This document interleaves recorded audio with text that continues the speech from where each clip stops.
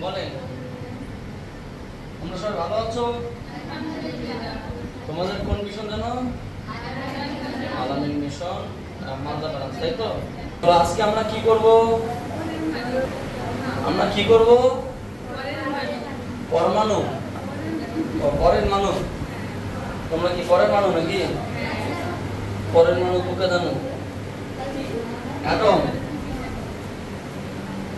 আমাকে একটু কেউ দেখাতে পারো লাস্ট আমি কি আলোচনা করেছিলাম? পরমাণু। আমরা সেখান থেকে স্টার্ট করব। তাহলে আমাকে একটু কেউ খাতা দেখিয়ে দাও। এই হচ্ছে কি আমাদের শেষ আলোচনার বিষয়, ইলেকট্রনের এনার্জি বের করেছি, তাই তো? ঠিক আছে, মানে n তম কক্ষের শক্তি, মানে n তম কক্ষের ইলেকট্রনের এনার্জি বের করেছিলাম। ঠিক আছে, আচ্ছা, তো কি পেয়েছিলাম আমরা? আমরা একটু এনার্জি সম্পর্কিত কয়েকটা বিশেষ খবর বলে না, বিশেষ ইনফরমেশন দিচ্ছি, যেগুলো তোমাদের স্পেশালি ম্যাথমেটিক্সে খুব কাজে লাগবে এবং আমাদের পূর্ববর্তী বিষয়টা জানা হবে। বলুন তো ম্যাডামরা, n-তম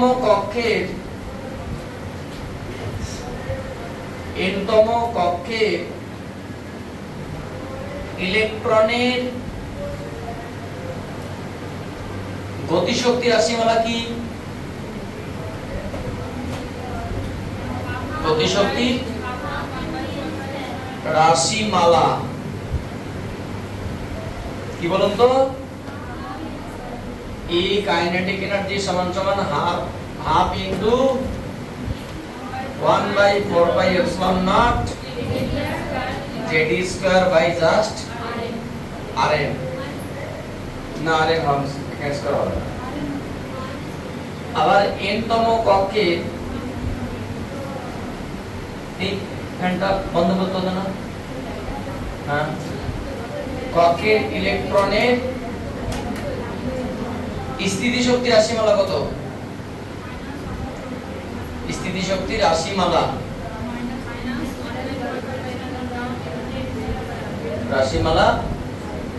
E পটেনশিয়াল এনার্জি সমান সমান minus 1/4πε0 ZD square by just Rn।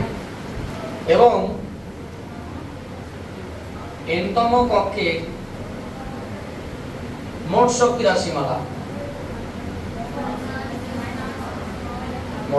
রাশিমালা হিমালা নট কিরণমালা, নট কটকটি, নট ডঙ্কা, নট প্যাকাটি, নট কুমার, নট বার্মা। কত? Minus 1/2 into 1/4πε0 into Z square by, এই হচ্ছে কি আমাদের গতিশক্তি, স্থিতিশক্তি এবং মোট শক্তি রাশিমালা। এবার আমাদের এর মধ্যে একটা সম্পর্ক জানতে হবে। কি জানতে হবে বলুন তো? রিলেশন, সম্পর্ক। কারণ আমাদের অনেক কোশ্চেনে এটা মানে অনেক জায়গায় আমাদের হেল্প কাজ করবে। বলো তো, কাইনেটিক এনার্জির সঙ্গে যদি আমি টোটাল এনার্জি রিলেশন দেখি, তাহলে কি দাঁড়াবে? এখানে ছিল half into 1/4πε0 ZD square by Rn, এখানে ছিল 1/2 1/4πε0 ZD স্কয়ার বাই Rn। ভালো করে ভেবে দেখো, শুধুমাত্র একটা মাইনাস চিহ্ন আসবে। তাহলে এক কথায় যেটা দাঁড়ালো, কাইনেটিক এনার্জির মান এবং টোটাল এনার্জির মান কি? মান সমান, কিন্তু চিহ্নটা আলাদা। তাহলে তোমাকে একটা ছোট্ট প্রশ্ন করা হলো, বোর্ড এক্সামে এরকম প্রশ্ন করলো যে কোন একটি পরমাণুর কোন একটা কক্ষের ইলেকট্রনের গতিশক্তি রাশিমালা দিল। ইলেকট্রনের গতিশক্তি হলো সাপোজ 5 ইলেকট্রন ভোল্ট। ঠিক আছে, দিয়ে বললো সেই কক্ষে সেই ইলেকট্রনের মোট শক্তি কত হবে। কত হবে? জাস্ট সিম্পল ভাবে আমরা কি জানি? টোটাল এনার্জি সমান সমান মাইনাস 5 ইলেকট্রন ভোল্টই হবে। জাস্ট চিহ্নটা কিন্তু চেঞ্জ হবে, কেননা কাইনেটিক এনার্জি এবং টোটাল এনার্জির রাশিমালার দিক থেকে সমান, চিহ্নটা আলাদা। আর মাথায় রাখবে কাইনেটিক এনার্জি সবসময় পজিটিভ, কাইনেটিক এনার্জি কি সব সময় পজিটিভ, পটেনশিয়াল এনার্জি সব সময় নেগেটিভ, টোটাল এনার্জি সব সময় নেগেটিভ, এটা মাথায় রাখতে হবে। ঠিক আছে, তোমাকে বলা হলো যে ইলেকট্রনের কাইনেটিক এনার্জি পটেনশিয়াল এনার্জির সঙ্গে টোটাল এনার্জির একটা রিলেশন বের করার চেষ্টা করছি। ই পটেনশিয়াল এনার্জি, ই টোটাল এনার্জি। পটেনশিয়াল এনার্জি কি বলুন তো ম্যাডামরা? -1/4/ε0 Zd²/Rn। এখানে তোমার -1/2 ইনটু -1/4/ε0 Zd²/Rn, তাহলে যেটা দাঁড়ালো জাস্ট অনলি 2। অর্থাৎ পটেনশিয়াল এনার্জির মান হবে টোটাল এনার্জির দ্বিগুণ। তার মানে তোমাকে যখন প্রশ্ন দিবে কোনো একটা কক্ষে ইলেকট্রনের টোটাল এনার্জি, তোমার টোটাল এনার্জি কেন গো? হ্যাঁ, টোটাল এনার্জি দাও থাকবে, তোমার কাছে পটেনশিয়াল এনার্জি চাইবে, তখন কি করতে হবে? যদি সাপোজ তোমাকে বলা হলো টোটাল এনার্জি সমান সমান -5 ইলেকট্রন ভোল্ট, তাহলে পটেনশিয়াল এনার্জি কি হবে? -10 ইলেকট্রন ভোল্ট। কেন? মাথায় রাখবে পটেনশিয়াল এনার্জিও নেগেটিভ, টোটাল এনার্জিও নেগেটিভ। এমন নয় যে এখানে চিহ্ন নেই মানে এরা এখানে চিহ্ন চেঞ্জ হবে না, এরা মান দেখ আর না দেখ চিহ্ন কিন্তু এরা নেগেটিভ, শুধুমাত্র পজিটিভ কাইনেটিক এনার্জি। বুঝতে পারলে কি বললাম? যদি তোমাকে প্রশ্ন করা হয় যে তোমার হচ্ছে যে পটেনশিয়ালের সঙ্গে কাইনেটিকের সম্পর্ক,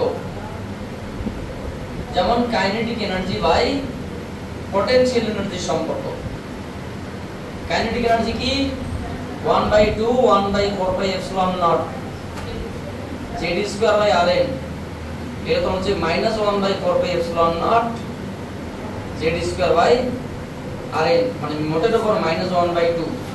বা আরো ভালো করে বলতে গেলে পটেনশিয়াল এনার্জির মান কাইনেটিক এনার্জির মানের দ্বিগুণ, বাট চিহ্ন হবে কি? নেগেটিভ। পরিষ্কার করে শুনে নাও, এখানে তোমাকে সাপোজ প্রশ্ন করা হলো যে কোনো একটা জায়গায় পটেনশিয়াল এনার্জির মান সাপোজ -10 ইলেকট্রন ভোল্ট। তোমাকে প্রশ্ন করা হলো কাইনেটিক এনার্জি কত? কাইনেটিক এনার্জি তোমার হচ্ছে কি হবে? 5। কি হবে কাইনেটিক এনার্জি সমান কি? এখানে তোমার -10/2 মানে +5 ইলেকট্রন ভোল্ট। কথা বুঝতে পারলি? বললাম আবারও বলছি, kinetic energy positive, potential energy total energy negative. রিলেশনের দিক থেকে কত গুণ আমরা হয়তো পেয়ে যেতে পারি, কিন্তু চিহ্নের ব্যাপারটা আমাদের মাথায় রাখতে হবে। কোশ্চেনটা যখন করবে তখন ভ্যালিড কোশ্চেন থাকবে, কারণ পটেনশিয়াল এনার্জি নেগেটিভ দিয়েই দেবে, টোটাল এনার্জি নেগেটিভ দিয়েই দেবে। আবার যখন তোমাকে কাইনেটিক এনার্জি দেবে তখন পজিটিভ দিয়েই দেবে, যেটা চাইবে সেটা সেই হিসেবে চেঞ্জ হবে। বুঝতে পারলি কি বললাম? ওরা কোশ্চেন করবে ভ্যালিড কোশ্চেন, তোমাকে আনসারও দিতে হবে ভ্যালিড কোশ্চেন। এখানে আরো একটা গুরুত্বপূর্ণ বিষয় আছে, তুমি লিখে নাও, আমি তোমাকে বলছি তারপরে। তো এখানে আমরা যেটা অত্যন্ত গুরুত্বপূর্ণ বিষয়টার কথা বলছিলাম, ম্যাথমেটিক্স করার সময় কিন্তু খুব কাজে লাগবে। কি সেই বিষয়?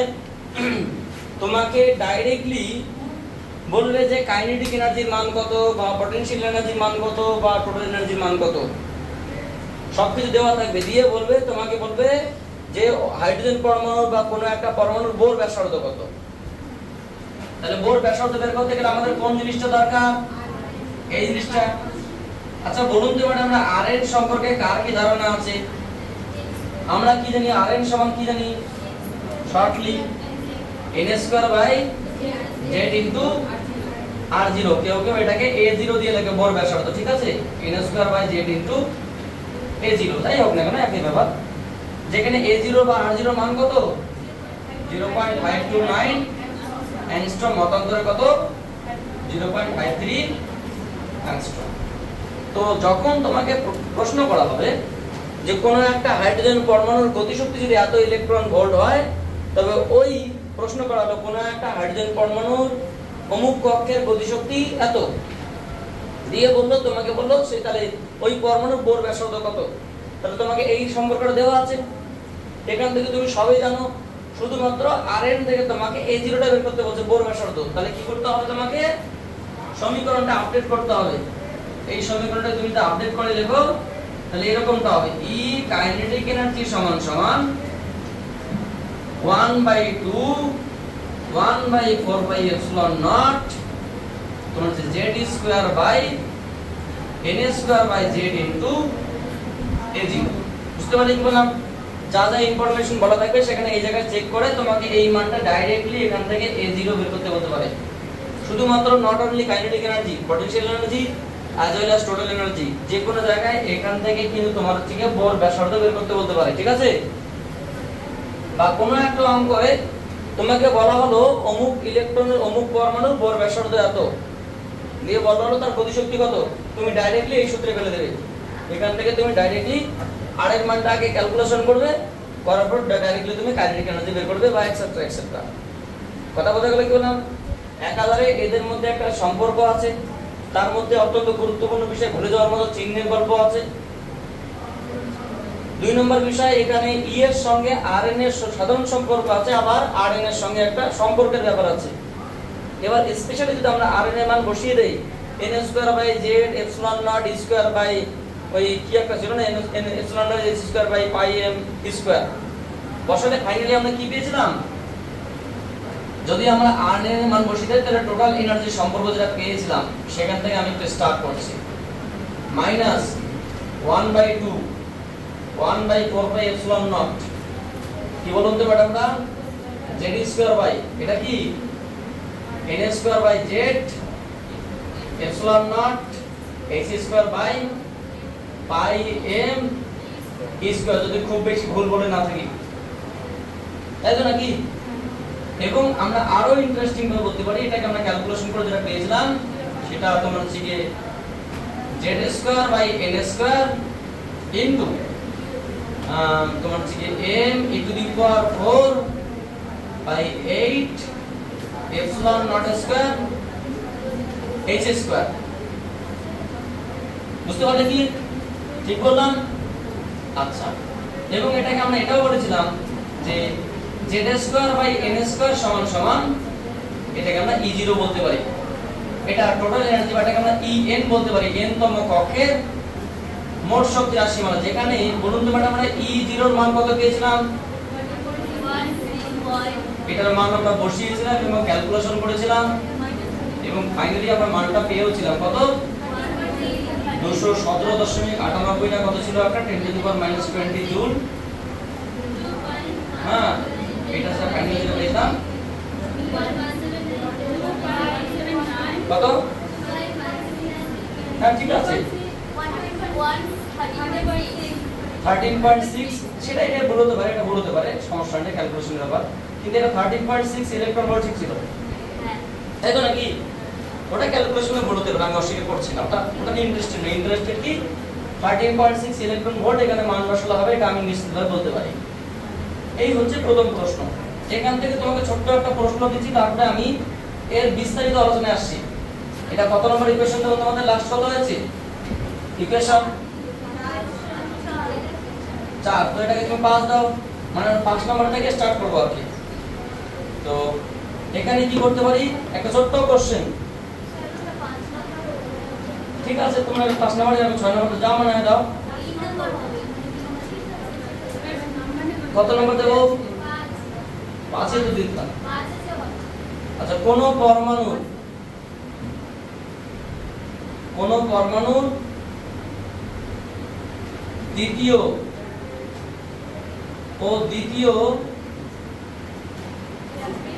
উদ্দীপ্ত স্তরে মোট শক্তির অনুপাত নির্ণয় করো। বা কোন পরমাণুর না L++ পরমাণুর অনুপাত নির্ণয় করো। তো এটাকে তোমরা সলিউশন করো, তোমাকে আমি 1 মিনিট সময় দিচ্ছি।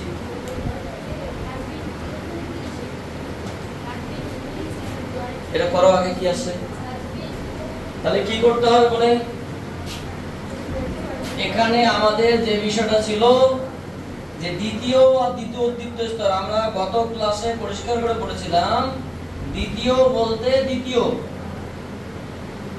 2 নম্বর কক্ষপথ, আর দ্বিতীয় উদ্দীপ্ত বলতে কি তৃতীয় মানে পরের কক্ষপথটা n সমান সমান 3। যদি প্রশ্ন করা হতো তৃতীয় এবং পঞ্চম তাহলে 3 আর 5। পঞ্চম উদ্দীপ্ত মানে কি 6, গ্রাউন্ড মানে কি 1, ভৌম মানে কি 1, প্রথম মানে কি 1, প্রথম উত্তেজিত মানে 2। তাহলে গ্রাউন্ড মানে 1, ভৌম মানে 1, তোমার হচ্ছে কি আর কি কি বলবো, প্রথম মানে 1 বাট প্রথম এক্সাইটেড স্টেট মানে কি 2। তাহলে এই দুটি স্তরের মধ্যে শক্তির অনুপাত চেয়েছে, মোট শক্তির অনুপাত চেয়েছে। আমরা কি জানি, আমরা বলতে পারি সাপোজ E1 বাই E2। এখানে একটা জিনিস মাথায় রাখবে, লেখার আগে মাইনাস জেড কত বলো তো, লিথিয়াম মানে কত 3 square by 2 square into E0। তুমি মান না বসাতে পারো, সমস্যা নেই, বসালেও কোনো সমস্যা নেই। Minus 3 square by 4 square, 4 square কত 3 স্কয়ার হবে ইনটু E0, মানে মোটের উপর যেটা দাঁড়ালো সেটা কত 9/4 বা 9:4 হবে। ঠিক আছে। দ্বিতীয় বলতে দ্বিতীয় কক্ষ, আর দ্বিতীয় উদ্দীপ্ত বলতে তৃতীয় কক্ষ। এখানে n এর জায়গায় চেঞ্জ হবে, এখানে কিন্তু এটাও লিখতে হবে, কারণ লিথিয়াম প্লাস প্লাস মানে z এর মান কত 3। সেক্ষেত্রে কত হবে 9:4। সো অনুপাত 9:4 হবে, এটাই আমরা জানি। বোঝা গেল কি বললাম? আচ্ছা, এখানে এরকম প্রশ্ন তো হতেই পারে। এবার আমাদের এখান থেকে এই সমীকরণ থেকে একটা নতুন জিনিসের নাম জানা, যার নাম কি রিডবার্গ কনস্ট্যান্ট। নাম শুনেছো? রিডবার্গ ধ্রুবকের মান কত কেউ বলো, মান কত কত? এটাই খারাপ লাগে, মান মনে নেই। রিডবার্গ কনস্ট্যান্টের মান কত? ক্লাস 11 এ কমপ্লিট করে এসছো, মুখস্থ করেছিলে, ভুলেও গেছো। 1.097 10 to the power 7 metre inverse. Yes, আপনারা সব ভালো আছেন? আর আপনাদের সবাই ভালো থাকেন, ভালো থাকেন, ভালো রাখেন, ঠিক আছে? তাড়াতাড়ি। আচ্ছা, কি বলছিলাম, আমরা জানি বা উই নো, আমরা জানি n-তম কক্ষের মোট শক্তি রাশি মালা হলো কি বলুন তো ম্যাডামরা? E of n সমান সমান মাইনাস, আচ্ছা ঠিক আছে, আমরা লিখছি z square by n square, পাশাপাশি রাখলেও সমস্যা নেই, into m e to the power 4 by কি বলতো 8 epsilon naught square h square. এবার একটা জিনিস ভালো করে শোনো, আমরা কিন্তু রিডবার্গ কনস্ট্যান্ট বের করছি, আমি করিনি, এটা কারেকশনটা রিডবার্গ করেছিলেন। সো এখানে z square by n square যা আছে আছে, m e to the power 4 8 epsilon naught square c h cube into ch। ভালো করে দেখো তো, এই টার্মটা এবং এই টার্মটার মধ্যে পার্থক্যটা কোথায়? কোনো পার্থক্য নেই। তাহলে আমি ইচ্ছাকৃতভাবে জোর করে ch লিখলাম, উত্তর ch এর ch কেন? এই ক্লাসেই তোমরা উত্তর পেয়ে যাবে, জাস্ট একটু ওয়েট করো, ঠিক আছে? আমি সমীকরণটাকে জোর করে ch লিখলাম। এই যে টার্মটা আসলো, এই টার্মটার নাম রিডবার্গ কনস্ট্যান্ট, এই কারেকশনটা রিডবার্গ করেছেন, বিজ্ঞানী রিডবার্গ। সো এটাকে আমরা আপাতত ওনার নাম শুনে আর লিখতে পারি, z square by n square into r y into ch। এটা হাইড্রোজেনের ক্ষেত্রে আর h কখনো কখনো লেখা হয়। এটা ইকুয়েশন নাম্বার 6। যেখানে বলুন তো ম্যাডামরা ry সমান কি m e to the power 4 8 epsilon naught square c h cube. এটার নাম কি রিডবার্গ কনস্ট্যান্ট। এই কারেকশনটা কে করেছেন? তোমরা সুস্থ মস্তিষ্কে মানগুলো পুট করবে। 9.11 10 to the power minus 31, 1.602 10 to the power minus 19 তার whole to the power 4, 8 into 8.854 10 to the power minus 12 তার whole square 3 10 to the power 8 into 6.63 10 to the power minus 34 তার হোল কিউব। বসানোর পরে যে মানটা পাবে 1.097 সম্ভবত 625 নাকি একটা 1.097 625 9625 বা 97 বলা হয় 625 10 to the power 7 metre inverse. এটাকে আমরা শর্টলি ম্যাথ করার সময় এটা লিখি 0.1.097 10 to the power 7 metre inverse. তোমাদের টেনশনের কোনো কারণ নেই, হয়তো আমরা কোনো জায়গায় মান বসাতে ভুল করতে পারি, ক্যালকুলেশনটা সুস্থ মস্তিষ্কে করবে, বেরিয়ে আসবে। ঠিক আছে? আর একটা বিষয়, ক্যালকুলেশন করার সময় ক্যালকুলেটরে একটা কথা মাথায় রাখবে, এর আগে নিশ্চয়ই বলেছিলাম 100 এর উপরে এই জায়গায় টার্মটা আসবে, অর্থাৎ এই সিঙ্গেল টার্মগুলো আলাদা রাখবে এবং পাওয়ারগুলোকে একই লাইনে ফেলে দেবে। ঠিক আছে? তবে ক্যালকুলেটরে কাজ করে, আদারওয়াইজ কিন্তু ক্যালকুলেটর মানে কোনো মানে দিবে না, জিরো দেখাবে, তখন কিন্তু সমস্যায় পড়ে যাবে। তাহলে এই মানটা কি বলতো, রিডবার্গ কনস্ট্যান্ট। রিডবার্গ কিভাবে আসলে বুঝতে পারলে একটু, তাহলে এই এনার্জি থেকে আমরা রিডবার্গ পেয়ে গেলাম। এবার আমাদের একটা অত্যন্ত গুরুত্বপূর্ণ বিষয় জানতে হবে, সেটা কি আমাদের মোটামুটি ভাবে আমাদের সেই বক্তব্য ছিল, কি বক্তব্য, একটা কোশ্চেন ছিল লং কোশ্চেন, মনে আছে? সেই লং কোশ্চেনটার ক্যালকুলেশন মোটামুটি ভাবে এনার্জি পর্যন্ত টার্মিনেট হয়ে গেল। এবং আরো একটা পার্ট আছে ওখানে কৌণিক ভরবেগ, সেটা আমরা বলিনি, সেটা আমরা দরকারে পরে বলছি, আমরা আগে এনার্জির পার্টটাই আলোচনা করছি। ঠিক আছে? না বোঝা গেল না? বা ওই কোশ্চেনটা আগে আলোচনা করতে পারো, কোয়ান্টাম শর্ত, ওটা আগে করে দেই। ঠিক আছে? তারপরে আমাদের এটা অত্যন্ত গুরুত্বপূর্ণ বিষয়, খুবই কাজে লাগবে এটা, মানে এই সমীকরণটা, বিশেষ করে এই n তম কক্ষের শক্তি রাশিমালা, এটা আমাদের বোরের সেকেন্ড যে প্রশ্নটা আছে, দ্বিতীয় স্বীকার্য, যদি দ্বিতীয় স্বীকার্য বুঝতে হয় তোমাকে এইটুকু জায়গা বুঝতে হবে, কারণ দ্বিতীয় স্বীকার্যে কিচ্ছু নেই, এইটুকু জায়গা বুঝতে পারলে। সো তোমরা একটা কোশ্চেন লেখো,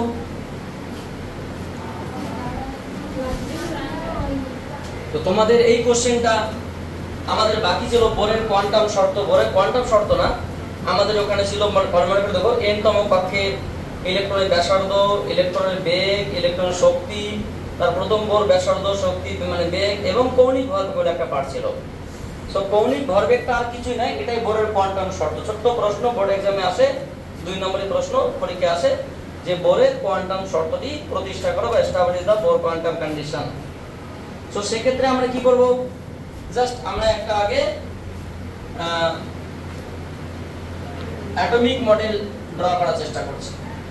this is the atomic model, এবং এটা কি গ্লিয়াস, এটা একটা নিউক্লিয়াস।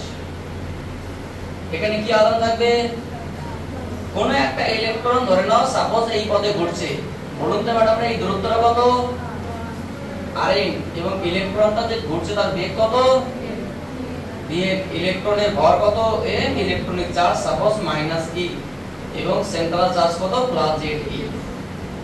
এবং এখানে একটা জিনিস আমাদের গুরুত্বপূর্ণ, সেটা কি, এখানে ইলেকট্রনগুলো একটা কি সৃষ্টি করবে, একটা ওয়েভ সৃষ্টি করবে।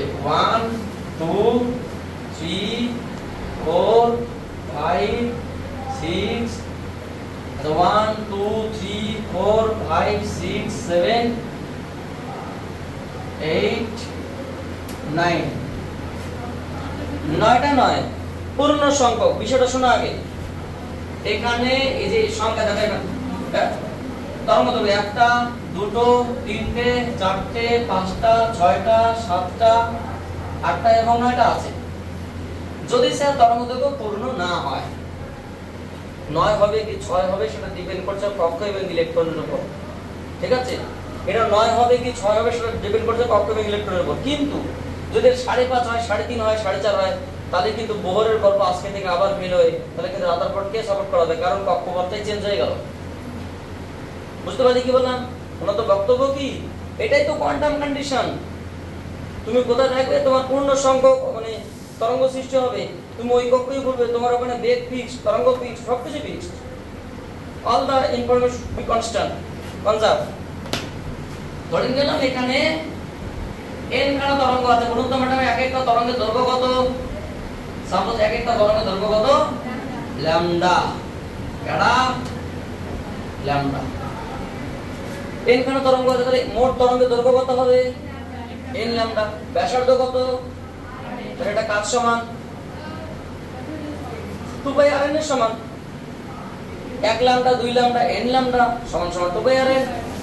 বুঝা গেল? সেটাকে একটু আমরা গুছিয়ে লিখছি, হয়ে যাবে, কোনো সমস্যা নেই। দেখো ধরা যাক, কি করা যাক, ধরা যাক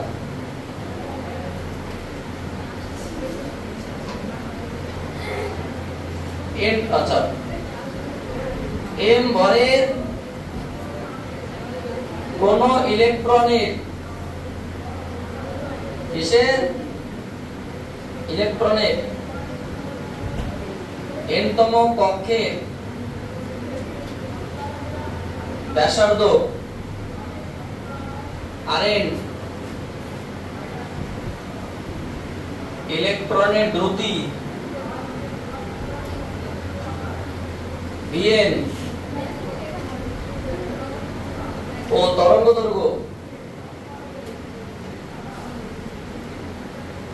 ল্যামডা হলে বোরের শর্তানুসারে, বোরের শর্তানুসারে, বোরের মতানুসারে,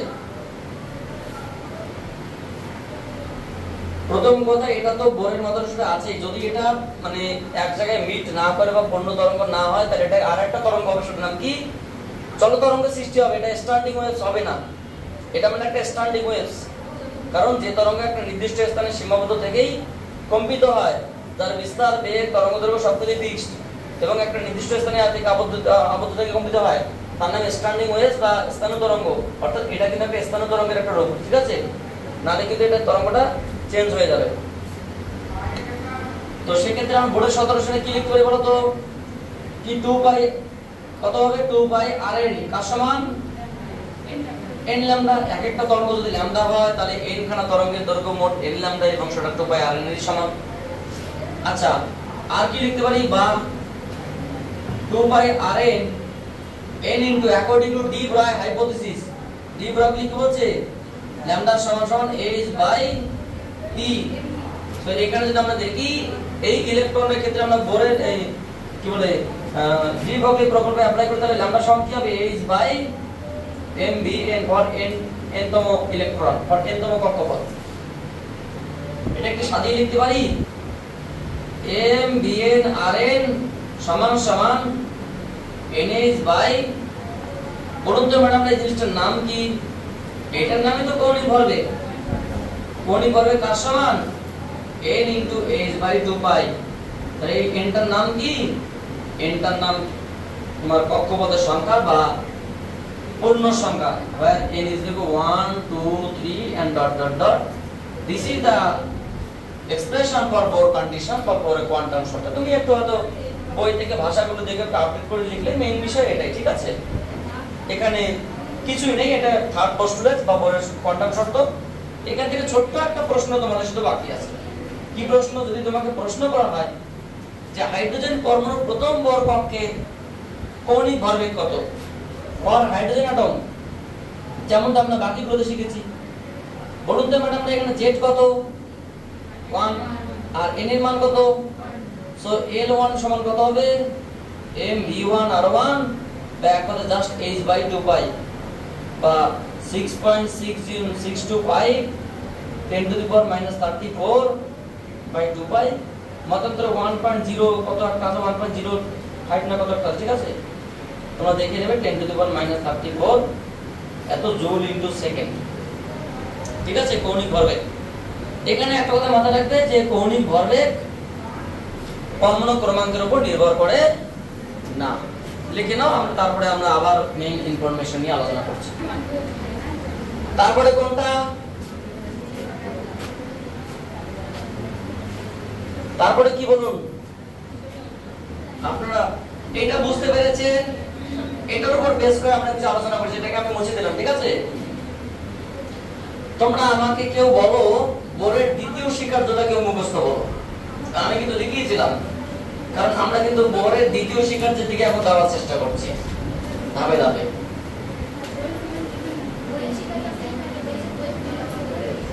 তৃতীয় স্বীকার্য কিন্তু হয়ে গেছে, কারণ এটা তৃতীয় স্বীকার্য, ঠিক আছে। দ্বিতীয় হয়ে যাওয়া মানে কি ফার্স্ট সেকেন্ড থার্ড কমপ্লিট হয়ে যাওয়া। আর দ্বিতীয়টাই আমাদের অনেক কিছু বিষয় আছে, আমরা শুরু করছি। বড় সেকেন্ড পোস্টুলেটসের বক্তব্য কি?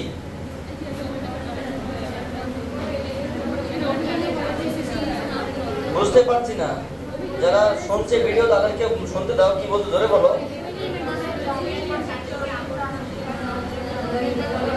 যখন কোন ইলেকট্রন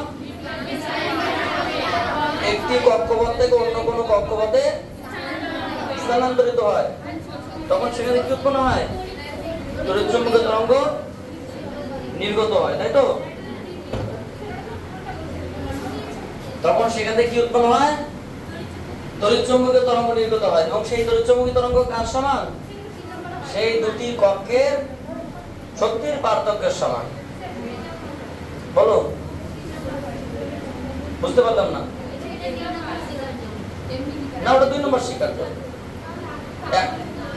যখন কোন ইলেকট্রন একটি শক্তি স্তর থেকে অন্য কোন শক্তি স্তরে সংক্রামিত হয়, তখন সেখান থেকে তড়িৎচুম্বকীয় তরঙ্গ নির্গত হয় এবং সেই নির্গত তড়িৎচুম্বকীয় তরঙ্গের শক্তি সেই দুই শক্তি স্তরের পার্থক্যের সমান।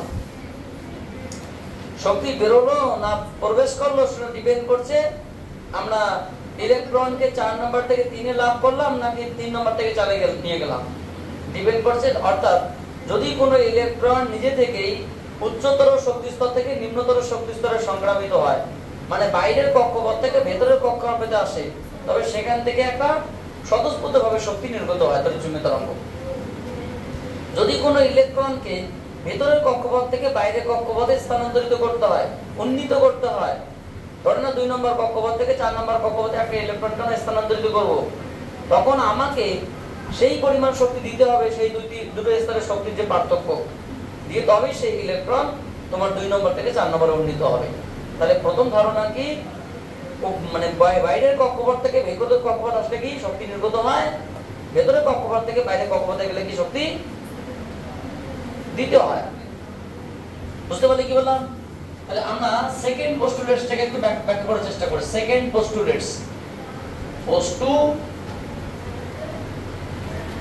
পোস্টুলেটস বা দ্বিতীয় স্বীকার্য।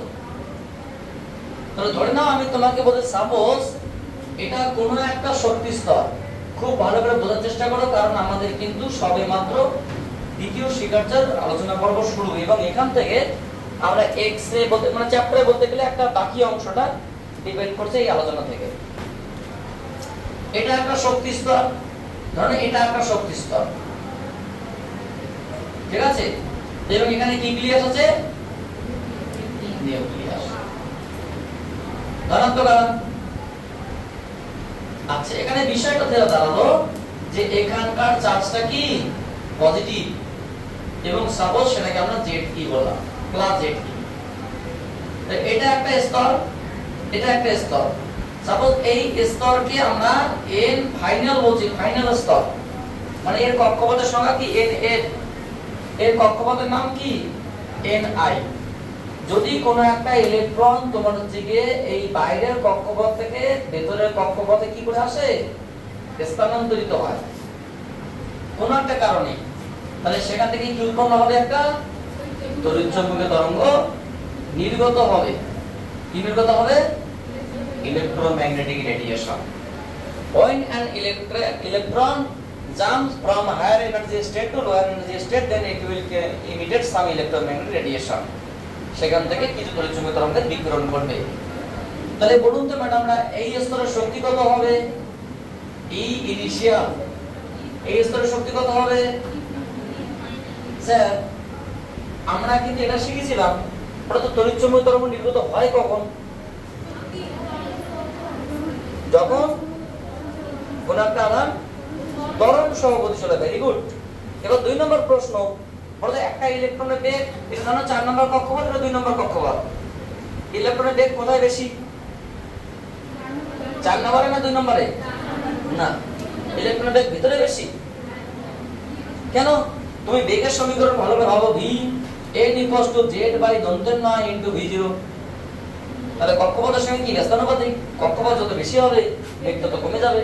মৌখিকভাবে আগে বলছিলাম, এখন তো আমাদের ম্যাথমেটিক্স রেডি আছে না। তাহলে এখান থেকে কোন একটা ইলেকট্রন ভেতরে আসে, তাহলে তার কি হলো, বেগ বাড়লো, মানে কি সৃষ্টি হলো, তাহলে ত্বরণ সৃষ্টি হলে কি উৎপন্ন হবে। তাহলে আমাদের সেখান থেকে ভাবি, স্যার আপনি তো আমাদের শিখিয়েছিলেন যে কোনো একটা আধান যখন ত্বরণ সহ গতিশীল হয় তখন সেখান থেকে তড়িৎ চুম্বক তরঙ্গ নির্গত হয়। ভালো কথা, তুমি দেখে নাও এখানকার থেকে এখানকার বেগ বেশি, তাহলে এখান থেকে যখন এখানে আসবে তখন তার মধ্যে কি হবে, তড়িৎ চুম্বক তরঙ্গ বিকিরণ হবে।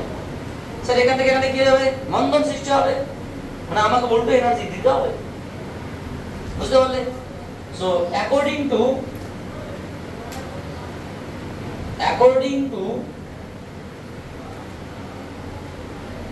second postulates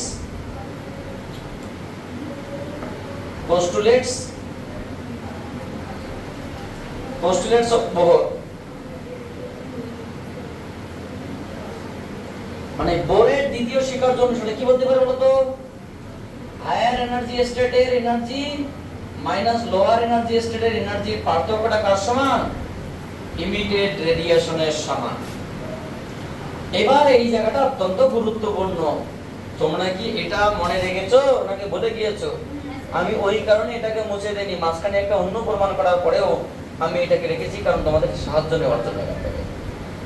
তাহলে IN EN সমান সমান দিস যদি হয়, তাহলে বলো তো EI সমান আমরা কি লিখবো এখানে, minus z square by n, n means n initial আর whole square into ry into ch minus of minus z square by n final square into ry into ch সমান সমান এটাকে একটু ভেঙে লিখলাম sc by lambda লিখতে পারি। একটা লাইন আমরা এখান থেকে এক্সট্রা লিখতে পারি, কি কমন লিখতে পারি বলুন তো ম্যাডাম, আমরা কমন লিখতে পারি না, z স্কয়ার থাকবে, ry থাকবে, ch থাকবে, তাহলে পড়ে থাকলো ভিতরে minus 1/n initial square plus 1/n final square. দেখে না কোনো সমস্যা নেই, sc বাই ল্যামডা। আমি কি এখান থেকে একটা জিনিস কাটতে পারি, কি কাটবো, এই ch কাটার জন্য জোর করে আমরা ch মানে আমি বানাইনি, এটা রেডবার্গ বানিয়েছিল এই ch টা কাটার জন্য, মানে তরঙ্গ দৈর্ঘ্য সিঙ্গেল পার্ট রাখার জন্য। কত টেকনিক্যাল মাইন্ডে কাজ করেছে দেখো। বা তাহলে 1 lambda is equals to আমরা সিম্পল ভাবে লিখতে পারি z square into ry into 1/n final square minus 1/n initial square. এটা হচ্ছে তোমার রিডবার্গের তোমার হচ্ছে কি ইলেক্ট্রোম্যাগনেটিক রেডিয়েশনের বা স্পেকট্রা সমীকরণ। এটাকে আমরা কি লিখবো, ফর H অ্যাটম। বলুন তো ম্যাডাম H অ্যাটমে Z এর মান কত হয়, তাহলে সেক্ষেত্রে সমীকরণটা আপডেট হয়ে কি হবে, 1/λ just ry 1/n final square 1/n initial square. তোমরা এই সমীকরণটা ইতিমধ্যে অনেকেই চেনো, কারণ ক্লাস 11 এটাকে লাইম্যান বাবার পার্সেন্ট ব্র্যাকেট ফান্ডে খুব ব্যবহার করেছেন, কিন্তু সমীকরণটা কি করে এসেছে হয়তো বা বলানো হয়নি তোমাদেরকে, আবার কখনো কখনো বলা হয়ে থাকে, কারণ কেমিস্ট্রিতে এত কিছু দরকার পড়ে না, তো তার সমীকরণটা দরকার পড়ে। তো একটু বুঝতে পারছি বিষয়টা, তাহলে আমরা মেইন ব্রাঞ্চ ইকুয়েশনটাকে এখানে একটু রেকর্ড করে নিচ্ছি। আচ্ছা, এটা কত নম্বর সমীকরণ হবে, 7 নম্বর সমীকরণ। তাই এখানকার তুমি 1 নম্বর সমীকরণও বলতে পারো, এখানে একটা নতুন ব্রাঞ্চ 1 নম্বর সমীকরণ। আমরা কি আর কিছু লিখবো, মানে আর কিছু করাবো কি, কারণ আমরা পরের দিন দরকার এখান থেকে লাইম্যান বামার প্যাশন ব্র্যাকেট ঘাট এবং তার সঙ্গে সঙ্গে আরো অনেক কিছু বিষয় আছে, আমাদের অনেক কিছু বিষয় আছে, মানে এনার্জি স্পেকট্রাম থেকে শুরু করে এখানে কি কি প্রশ্ন হতে পারে ছোটখাটো ধারণা থেকে স্টার্ট করে, মানে এমন নয় যে শেষ হবে, এখনো মোটামুটি 15-20 মিনিট সময় লাগবে। পরের দিন আমরা ভালো করে এখান থেকে আলোচনা করব, ঠিক আছে? তো তোমরা যদি কিছু বলতে চাও বন্ধুদেরকে বা যারা ভিডিও দেখছে তাদের কিছু বলতে চাও সেটা বলতে পারো, কারণ ওরা যদি তোমাদের কাছ থেকে কোনো কিছু জানতে চায় তো তোমরা বলতে পারো, ফ্রিলি, কোনো ব্যাপার নেই। এই হচ্ছে কি আলামিন মিশনের স্টুডেন্টরা, পড়াশোনা অত্যন্ত ভালো। কি তোমরা সব মানে মানে লুকিয়ে যাচ্ছ কেন? কি কোনো প্রবলেম? তাহলে তোমরা ভিডিও মানে ক্লাস করছো তো কোনো প্রবলেম? তোমরা কিছু বলতে পারো বার্তা হিসেবে। তো ঠিক আছে, thank you for watching my video and wait for my